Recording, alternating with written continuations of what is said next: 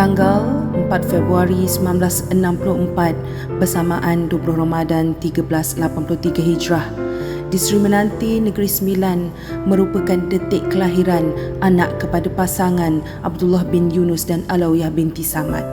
Beliau dibesarkan dalam sebuah keluarga besar, iaitu merupakan anak ke-8 dari 12 orang adik-beradik. Mendapat pendidikan awal darjah 1 dan 2 di SK Tunku Laksmana Nasir Negeri Sembilan dan kemudian berpindah mengikut bapanya yang bertugas sebagai anggota polis di Kelantan dan menyambung persekolahan di SK Ketereh Kelantan hingga darjah 6.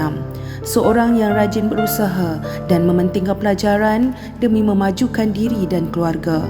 Beliau menyambung pelajaran ke peringkat menengah di tingkatan 1 hingga 2 di Sekolah Menengah Kebangsaan Ketereh, tingkatan 3 Sekolah Menengah Pekalan Cepa dan seterusnya tingkatan 4 di Sekolah Menengah Puteri Kompleks Sekolah-Sekolah Kota Baru Kelantan, serta menyambung pelajaran di tingkatan 5 hingga 6 atas di Sekolah Menengah Bacok Kelantan dalam aliran sastra.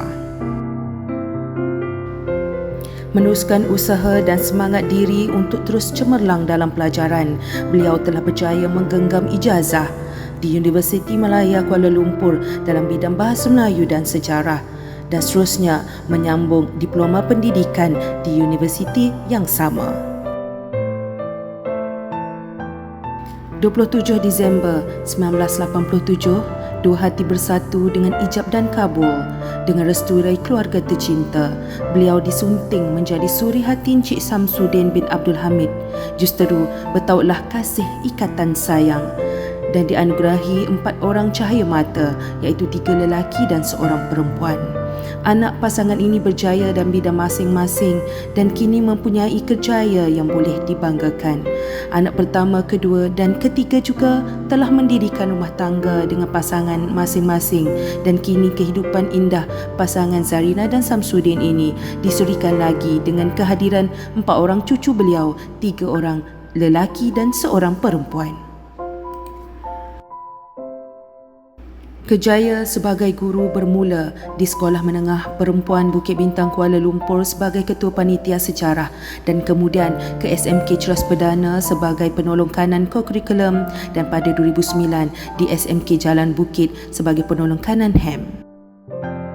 Beliau terus mengorak langkah dengan tekad dan penuh yakin dalam arena pendidikan sebagai penolong pengarah perancangan dan penyelidikan EPR di Putrajaya dan kemudian laluan kerjaya cemerlang membuka peluang bergerak sebagai Nazir Kanan di Jemaah Nazir dan Jaminan Kualiti PKNS Shah Alam. Pergerakan Grade ke DG 54 iaitu persekutuan yang terhad mendorong beliau memohon jawatan sebagai Ketua Penolong Pengarah Kanan di Unit Sains Sosial Jabatan Pendidikan Negeri Selangor hingga tahun 2023. Bila yang tertulis untukku adalah yang terbaik untukmu, kan ku jadikan kau kenangan yang terindah dalam hidupku. Namun takkan mudah bagiku meninggalkan jejak hidupku yang telah terukir abadi sebagai kenangan yang terindah.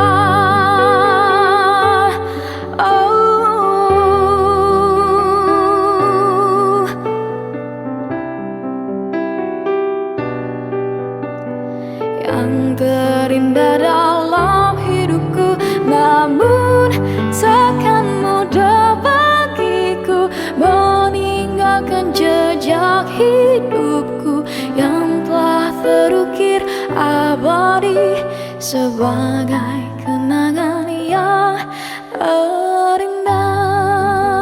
Allah bisa tegal biasa, genggam bara api biar sampai jadi abu. Di akhir perkhidmatan beliau sebagai penjawat awam, beliau kemudian ditugaskan sebagai Timbalan Pegawai Pendidikan Daerah, Sektor Pembelajaran PPD Petaling Perdana.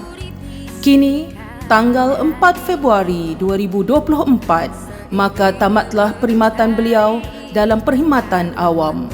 Sosok pemimpin yang tegas dan disayangi ini berkhidmat sepenuh bakti, sentiasa penuh dengan semangat yang tidak pernah luntur, mendidik tanpa mengenal siapa, dengan ilmu yang sentiasa dicurahkan. PPD Petaling Perdana akan sentiasa merinduimu. Jasamu akan sentiasa dikenang. Selamat bersara, selamat maju jaya, Puan Zarina binti Abdullah.